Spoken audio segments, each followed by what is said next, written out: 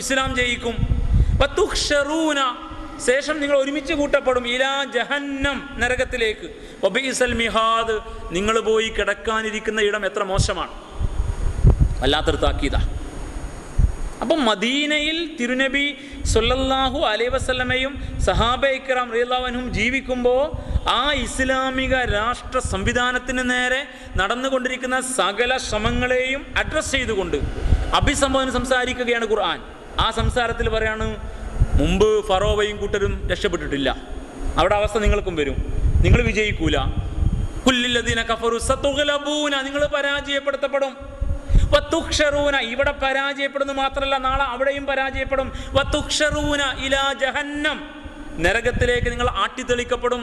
വബിഇസൽ മിഹാദ്, എത്ര മോശമായ സങ്കേതമാണോ നിങ്ങളെ കാത്തിരിക്കുന്നത് എന്ന ശക്തമായ താക്കീത. ആ താക്കീത് പറഞ്ഞു എന്ന് മാത്രമല്ല, അതിനൊരു ഉദാഹരണമാണ് പിന്നീട് പറയുന്നത്. ഖദ് കാന ലക്കും ആയത്തും ഫീ ഫിഅതൈനിൽ തഖതാ, പരസ്പരം ഏറ്റുമുട്ടിയ രണ്ട് സംഘത്തിൽ നിങ്ങൾക്ക് മാതൃകയില്ലേ. ഖദ് കാന ലക്കും ആയ, നിങ്ങൾക്ക് തെളിവുണ്ട്, ദൃഷ്ടാന്തമുണ്ട്, നിങ്ങൾക്ക് അടയാളമാണ്. എന്താണ് അടയാളം? ഫീ ഫിഅതൈനി, രണ്ട് സംഘത്തിൽ. ഇൽതഖത, അവർ രണ്ട് സംഘവും ഏറ്റുമുട്ടി. ഫിഅത്തുൻ തുഖാതിലു ഫീ സബീലില്ലാഹ്, അതിൽ ഒരു ടീം അല്ലാഹുവിന്റെ മാർഗത്തിലാണ് യുദ്ധരംഗത്ത് നിൽക്കുന്നത്. വഉഖറ കാഫിറ, മറുപക്ഷം ശുദ്ധ കുഫറിന്റെ കൂട്ടമാണ്, നിഷേധി കൂട്ടമാണ്. യറൗനഹും, ആ കുഫറിന്റെ കൂട്ടം ഇവരെ കാണുന്നു, മിസ്ലൈഹിം റഅയൽ ഐൻ, ഇരട്ടിയുള്ളതുപോലെ. പ്രഥമ ദൃഷ്ടിയിൽ ഇരട്ടി ആയിട്ട് കാണുന്നു. പക്ഷെ അവർ ചെറിയൊരു കൂട്ടമായിരുന്നു. അവർ ഇസ്ലാമിൻ്റെ മാർഗത്തിലാണ്, ഇത് വലിയൊരു കൂട്ടമാണ്, അവർ കുഫറിൻ്റെ മാർഗത്തിലാണ്. അങ്ങനെ ആ രണ്ട് സംഘവും ഏറ്റുമുട്ടി.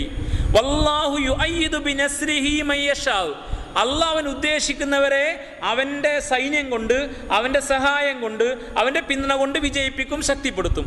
ഇന്ന ഫീ ദാലിക ലഇബ്റ, അതിൽ വലിയ ദൃഷ്ടാന്തമുണ്ട്, വലിയ ഗുണപാഠമുണ്ട്. ലി ഉലിൽ അബ്സാർ, ദൃഷ്ടിയുള്ളവർക്ക്, കണ്ണുള്ളവർക്ക്, ഉൾക്കാഴ്ചയുള്ളവർക്ക്. ഏതാ സംഭവം? സംഭവം ബദർ.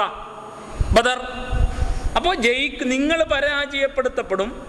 നിങ്ങൾ എത്ര ആൾ ബലമുണ്ടായാലും അർത്ഥമുണ്ടായാലും നിങ്ങൾക്ക് അള്ളാഹുവിനെ അശക്തനാക്കാൻ കഴിയില്ല. അള്ളാഹ്ക്ക് നിങ്ങൾക്കൊന്നും ചെയ്യാൻ കഴിയില്ല. നിങ്ങളെ മുമ്പ് ഫറോക്കും പലർക്കും കഴിഞ്ഞിട്ടില്ല. അതന്നെ നിങ്ങൾക്ക് സംഭവിക്കാൻ പോകുന്നുള്ളൂ. അതിലപ്പുറം സംഭവിക്കുന്നത് അള്ളാഹിൻ്റെ സുന്നത്താണ്, അള്ളാഹിൻ്റെ ചര്യയാണ്, അത് ആവർത്തിക്കപ്പെടും. നിങ്ങൾ പരാജയപ്പെടുത്തപ്പെടും ഇഹലോകത്ത്, നിങ്ങൾ എത്ര വലിയ ശക്തിയായിരുന്നാലും. മാത്രമല്ല, പരലോകത്ത് നിങ്ങളെ നരകത്തിലേക്ക് തള്ളപ്പെടും. നിങ്ങൾ ആ വൃത്തികെട്ട സങ്കേതത്തിലായിരിക്കും ചെന്ന് വീഴുക. നിങ്ങൾക്ക് എന്തിനാ ദൂരേക്ക് പോകണം? നിങ്ങളെ കൂട്ടർ ഉദാഹരണമില്ലേ? ഇതാ മദീനയിൽ ഇസ്ലാമിക സമൂഹം വന്നിട്ട് 2-ാം വർഷം ഒരു യുദ്ധം നടന്നില്ലേ? ആ യുദ്ധത്തിൽ ഒരു ചെറിയ സംഘം അവർ അള്ളാന്റെ മാർഗത്തിൽ യുദ്ധം ചെയ്യുന്നു. മറ്റവർ വലിയൊരു ടീം, ഉഖ്റ കാഫിറ, അവർ കാഫിരീങ്ങളുടെ കൂട്ടം. ഇവരെ കാണുമ്പോൾ ഇരട്ടിയുണ്ടെന്ന് തോന്നി, പക്ഷെ ഫലത്തിൽ ഇവർ കുറച്ച് പേരേ ഉള്ളൂ. ഇവരാണെങ്കിൽ വലിയ ശക്തരായിരുന്നു. പക്ഷെ എന്ത് സംഭവിച്ചു? ഇൽതഖത, അവർ തമ്മിൽ യുദ്ധം ചെയ്തു. ആ യുദ്ധത്തിൽ അള്ളാഹ് ഇറങ്ങി ഇടപെട്ടു. വയുഅയ്യിദു ബിനസ്രിഹി മയ്യശാ, അവന്റെ പിന്തുണ കൊണ്ട്, അവന്റെ ശക്തി കൊണ്ട്, അവൻ നൽകുന്ന നസ്ർ, വിജയം കൊണ്ട് അവൻ ഈ കൂട്ടത്തെ, ഇസ്ലാമിന്റെ ഈ കൂട്ടത്തെ ശക്തിപ്പെടുത്തി. അതുകൊണ്ട് അവർ വിജയിച്ചു, മറ്റവർ പരാജയപ്പെട്ടു. ഈ സംഭവം തന്നെ പോരെ നിങ്ങൾക്ക്? ഇതിനപ്പുറത്ത് വേറെ സംഭവം വേണം? ഇന്ന ഫീ ദാലിക ലഇബ്റ ലിഉലിൽ അബ്സാർ, ഉൾക്കാഴ്ചയുള്ളവർക്ക്. കണ്ണ് പോരാ, 3-ാം കണ്ണുള്ളവർക്ക്. കണ്ണുണ്ടായാൽ പോരാ, കാഴ്ചയുള്ളവർക്ക്, കാഴ്ച ഉൾക്കാഴ്ചയായി മാറുന്നവർക്ക് ഇത് വലിയ ഉദാഹരണമല്ലേ എന്ന് ഉദാഹരണ സഹിതം എക്കാലത്തെയും നിഷേധികൾക്ക് ശക്തമായ വാണിംഗ് നൽകുകയാണ് ഖുർആൻ.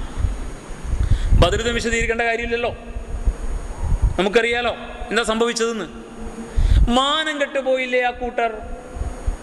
വെറും 313-14. നമ്മൾ മനസ്സിലാക്കേണ്ടത്, എണ്ണത്തുമൊക്കെ മുറുകെ പിടിച്ച് എണ്ണ നോക്കി നടക്കുന്ന ആൾക്കാർ മനസ്സിലാക്കണം, എണ്ണത്തിലൊന്നും കൃത്യത ഒന്നുമില്ല. 313 ഉറപ്പ് പറയാൻ പറ്റുമോ? ഇല്ല. 314. അങ്ങനെ 313 അപ്പുണ്ടാക്കി തിന്നിട്ട് കാര്യമില്ല. 314 ഉണ്ടാക്കിയാൽ രക്ഷപ്പെടും? ഒന്നും രക്ഷപ്പെടില്ല. അപ്പുണ്ടാക്കാൻ പോകണം വിചാരിച്ചാൽ മതി, എണ്ണം തയ്ച്ചിട്ട് സാധാരണ കഴിക്കള്ള ഉണ്ടാക്കിയാൽ മതി. അങ്ങനെ അപ്പോൾ 313 314 അങ്ങനെയുള്ളൂ കണക്ക്. ഉസ്താദുമാർക്ക് അപ്പം തിന്നാൻ പൂതിയാകുമ്പോൾ ഓരോന്ന് പഠിപ്പിക്കുന്നതാ. ഇപ്പോൾ ഷുഗറും പ്രഷറായപ്പോൾ ഈ തീറ്റ കുറഞ്ഞുകൊണ്ട് അപ്പം വല്ലാതെ കാലുമ തടയുന്നില്ല. അല്ലെങ്കിൽ പള്ളിക്ക് വരാൻ പറ്റുമോ അപ്പം കൊണ്ട്? റമദാൻ 17 എന്തായാലും ഷുഗർ കൊണ്ട് അങ്ങനെ ഗുണമുണ്ട് കേട്ടോ. ഈ വക സാധനമൊക്കെ കുറച്ച് കുറഞ്ഞല്ലോ. ഉസ്താദുമാർക്കാണ് ഇതെല്ലാം വരിക. അപ്പോൾ ഈ പറഞ്ഞൊരു 313 14 എന്നുള്ള വിഷയം ആ തർക്കമാണ്, ആർക്കും ഒരു ഉറപ്പില്ല. എന്തായിരുന്നാലും ഇത്രയേ ഉള്ളൂ.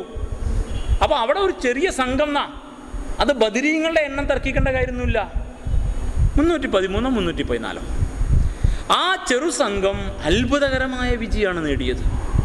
ഇവരോ മാനം കെട്ടു. അവർ വലിയ ഹാലളക്കത്തിൽ അറുക്കാൻ ഒട്ടകങ്ങൾ കൂടെ, കുടിക്കാൻ മദ്യം, കഴിക്കാൻ ഭക്ഷണം, നൃത്തം ചവിട്ടാൻ സ്ത്രീകൾ, സന്നാഹം, സൈന്യം, ഫോളോ അപ്പിന് വേറെ കൂട്ടർ, വിവരങ്ങൾ കൈമാറാൻ പിന്നെയും സംവിധാനം.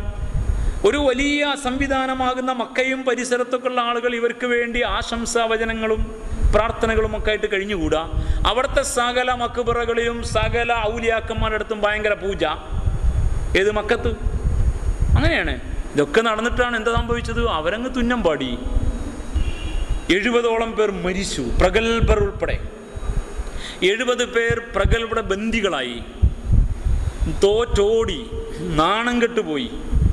ഈ ബന്ദികളെ മോചിപ്പിക്കാൻ വലിയ തുക ദണ്ഡം കൊടുത്തതിനാൽ, പിഴ അടച്ചതിനാൽ അവർ സാമ്പത്തികമായി തകർന്നു, അഭിമാനവും തകർന്നു.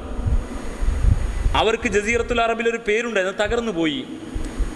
അവരുടെ യാത്രാ സംഘത്തിന് സ്വസ്ഥമായി പോകാൻ പറ്റാതെ മദീന ജയിച്ചിരിക്കുക, അതിൻ്റെ പരിസരത്ത് കൂടി എങ്ങനെ സ്വതന്ത്രമായിട്ട് പോകാൻ പറ്റും? അത്രയും ഭീതിയായി. ഇവരോട് സഖ്യമുണ്ടാക്കിയിരുന്ന പ്രാന്ത പ്രദേശങ്ങളിൽ ജീവിക്കുന്നവർ ഇവരുള്ള സഖ്യം മുറിച്ച് മദീനയുമായി സഖ്യമുണ്ടാക്കി.